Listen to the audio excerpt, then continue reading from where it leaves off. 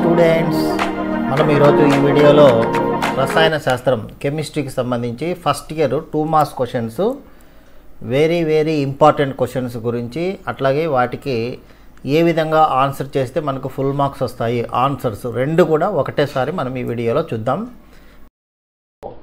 అయితే దాని అనుభారం 90, ఆ సమ్మేళనం అనుఫార్ములా కనుక్కోనండి. చూడండి, అనుఫార్ములా సూత్రం, ఇది మనకి ఈక్వేషన్ గుర్తుపెట్టుకోవాలి. అనుఫార్ములా అనుభావిక ఫార్ములా ఇంటూ ఎన్, లేదా ఇక్కడ అనుఫార్ములా మనకు అనుభావిక ఫార్ములా ఇంటూ ఎన్. ఎన్ ఏంటి? అనుభారము బై అనుభావిక ఫార్ములా భారం.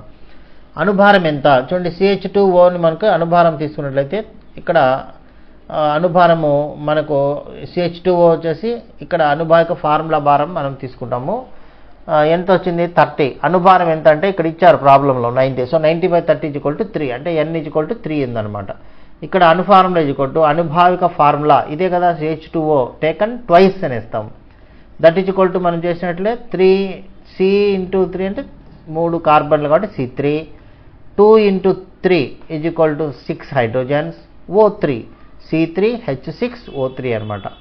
నెక్స్ట్, ఎంట్రోపీ ఎంథాల్పీలను నిర్వచించండి. ఎంట్రోపీ వ్యవస్థలోని క్రమరాహిత్యమును ఎంట్రోపీ అంటారు. నెక్స్ట్, ఎంథాల్పీ అంటే ఏంటి? స్థిర ఉష్ణోగ్రత పీడనాల వద్ద వ్యవస్థ దాని పరిసరాలతో పరిసరాలతో జరిపే ఉష్ణ నియమంను మన ఇక్కడ ఎంథాల్పీ అంటారు. H=U+PV. నెక్స్ట్, లీ చాట్లియర్ సూత్రాన్ని తెలపండి. ఒక వ్యవస్థ సమతా స్థితిని నియంత్రించే కారణాంశాలలో దేనినైనా మార్పు చెందించినట్లయితే ఆ మార్పును తగ్గించే విధంగా లేదా తటస్థపరిచే విధంగా వ్యవస్థ వ్యవహరిస్తుంది. దీన్నే లీ చాట్లియర్ సూత్రము అంటారు. అంటే బాహ్యంగా ఒక సమతా స్థితిలో ఉన్నటువంటి ఒక వ్యవస్థపై దాన్ని నియంత్రించే కారణాంశాలలో దేనైనా మార్పు చెందించినట్లయితే ఆ మార్పు తగ్గించే విధంగా, తటస్థపరిచే విధంగా వ్యవస్థ వ్యవహరిస్తుంది. దీన్ని లీ చాట్లియర్ సూత్రము అంటారు. నెక్స్ట్, SiF6 తెలుసు కానీ SiCl6 తెలియదు, వివరించండి. అంటే సిలికాన్ అనేది క్లోరిన్తో చర్య జరపదనమాట. అయాన్ సైజు పరిమితి వలన దాని చుట్టూ 6 క్లోరిన్లు ఉండవు. అంటే చర్య జరుపుతుంది కానీ 6 క్లోరిన్లతో చర్య జరపదని గుర్తుపెట్టుకోవాలి. 6 క్లోరిన్లను ఒకేసారి కలిగి ఉండదు. ఎందుకంటే క్లోరైడ్ అయాన్లు చాలా పెద్దగా ఉంటాయి సైజులో, కాబట్టి వాటికి సరిపడినంత చోటు ఉండదు కాబట్టి. నెక్స్ట్, Cl- అయాన్ ఒంటరి జంట Si+4ల మధ్య అన్యోన్య చర్య అంత బలమైనది కాదనమాట. అంటే Cl- అయాన్ అనేది మనకు సైజ్ ఎక్కువగా ఉంటుంది కాబట్టి అన్ని క్లోరిన్లు సిలికాన్ చుట్టూ అమర్చడం కష్టమవుతుంది. అందుకని అది SiCl6 అనేది ఫామ్ కాదు. నెక్స్ట్, ఇది క్వశ్చన్ చూడండి, number of times same question repeat. ఈ క్వశ్చన్ రిపీట్ అవుతుంది కాబట్టి జాగ్రత్తగా చూసుకోండి. సేమ్ అవే ఉంటాయన్నమాట వాల్యూస్ కూడా. 0.1 మోల్ సోడియం కార్బోనేట్ భారాన్ని లెక్కించండి. పదార్థ భారం మోల్ సంఖ్య ఇంటూ గ్రామ్ అనుభారము. మోల్ సంఖ్య ఎంత మనకు ప్రాబ్లంలో ఇచ్చారు? 0.1 మోల్ అన్నాడు కాబట్టి 0.1 ఇంటూ సోడియం కార్బోనేట్ అనుభారం ఎంత? 106 కాబట్టి 0.1 ఇంటూ 106 10.6 గ్రాములు. 10.6 గ్రాములు. నెక్స్ట్, నీటి అయానిక లబ్ధం అంటే ఏమిటి? శుద్ధ జలంలో H+ అయాన్లు మరియు OH- అయాన్ల మోలార్ గాఢతల లబ్ధమును నీటి అయానిక లబ్ధము అంటారు. శుద్ధ జలంలో H+ అయాన్ మరియు OH- అయాన్ల మోలార్ గాఢతల లబ్ధమును నీటి అయానిక లబ్ధం అంటారు.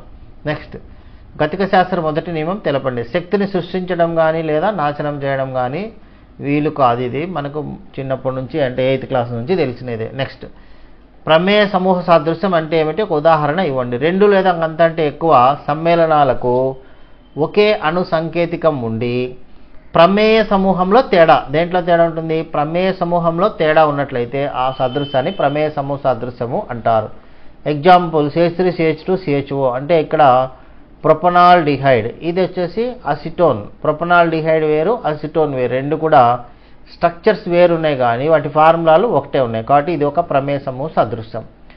నెక్స్ట్, క్రింది నిర్మాణాల IUPAC పేర్లు రాయండి. చూడండి, ఇవన్నీ స్ట్రక్చర్స్ IUPAC పేర్లు. ఇది ఫస్ట్ స్ట్రక్చర్ తీసుకుంటే A13 బ్యూటడైన్, ఇది వచ్చేసి 3 పెంటనోల్ అంటాం. మనకు IUPAC నేమ్స్ సంబంధించి మనం చాలా వీడియోలు మన ఛానల్లో పెట్టున్నాం కాబట్టి మీరు IUPAC నేమ్స్ ఒకసారి అసలు రూల్స్ ఏంటి, ఫార్ములాస్ ఏంటి, స్ట్రక్చర్స్ ఎట్లా రాసుకోవచ్చు, ఎగ్జాంపుల్స్ చాలా వీడియోస్ పెట్టాము, ఒకసారి అవి చూడండి, బాగా అర్థమవుతుంది. నెక్స్ట్ ఈ క్రింది సమ్మేళనాల నిర్మాణాత్మక సంకేతాలు రాయండి. 3,4,4,5 టెట్రా మిథైల్ హెప్టేన్.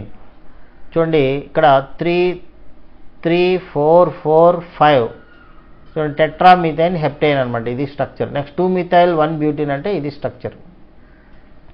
మీకు స్ట్రక్చర్లు కూడా ఎలా రాయాలి ఇట్లా ఉన్నప్పుడు అనేది కూడా మీకు వీడియోలు పెట్టాను, ఒకసారి చూడండి. నెక్స్ట్ ఏ అను ఆల్కైన్ను ఎర్రగా కాల్చిన గొట్టం ద్వారా పంపి వలయ పొలిమరీకరణం చెందించగా బి అను పదార్థం ఏర్పడింది. అయితే ఏ మరియు బిలను తెలపండి. ఇది ఎప్పుడు వచ్చేటటువంటి క్వశ్చనే, ఇదే క్వశ్చన్ వస్తుంది కాబట్టి చూసుకోండి. ఏ అంటే అసిలిన్ అని గుర్తుపెట్టుకోండి, బి అంటే బెంజిన్ అని గుర్తుపెట్టుకోండి, అంతే.